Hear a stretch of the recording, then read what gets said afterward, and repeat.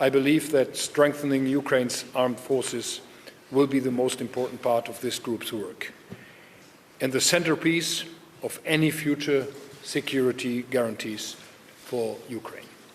We should collectively agree on ways to sustain financing for an army of sufficient size and capabilities based on Ukrainian input and building on the Ramstein contact group and work of the capability coalitions.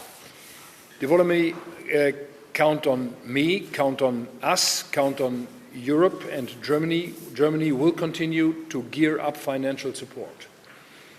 The reform of our constitution, which we made in Germany, will enable us to deliver now and in the future. I count on you, dear partners, to do the same collectively with us.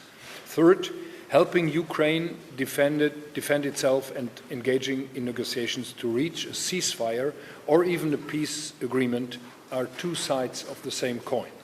This is why I will work hard with Keir and Emmanuel and Donald together to continue engage the United States and bring Russia to the negotiation table, always with Ukraine, never without. A word on the negotiation process. A full and unconditional ceasefire in the sky, on land and at sea would be a starting point. We should now build on the negotiations between the United States, Ukraine and E3 in Paris and London. We should work on two strands. First, hammer out modalities of a ceasefire, and second, define key elements of a framework agreement for peace negotiations. However, we know Putin's goal is to procrastinate and not make substantive concessions. It is therefore essential that we keep the United States on board and convince President Trump. Ukraine is not the problem.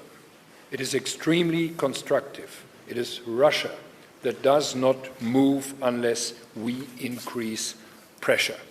Putting pressure on Russia means strengthening Ukraine. We will need to do this for a long time if the war continues. It will be the right thing to secure a ceasefire or peace.